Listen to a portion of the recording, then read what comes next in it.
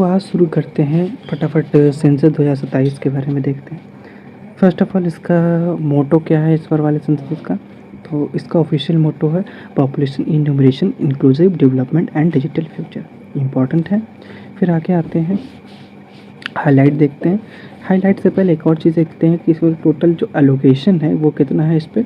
तो खर्च जो होगा वो होगा 11.7 के करोड़ का, ठीक है, ये इतना होगा इस पर। फिर आगे आते हैं, ये 16 सेंसस है, ठीक है, जब से सेंसस कंडक्ट हो रहा है तब से, और ऐसे 8वां सेंसस है आफ्टर इंडिपेंडेंस, ठीक है।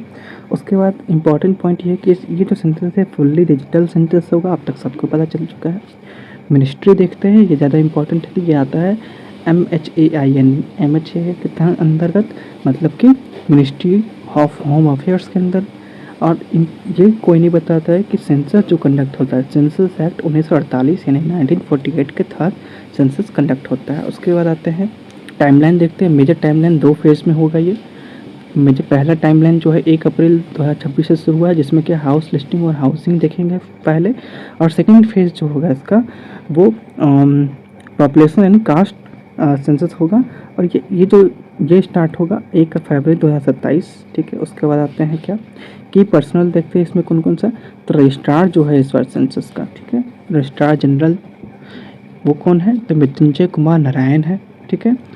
और फिर ब्रांड एम्बेसडर कौन है, तो ब्रांड एम्बेसडर है सुदर्शन पटनायक।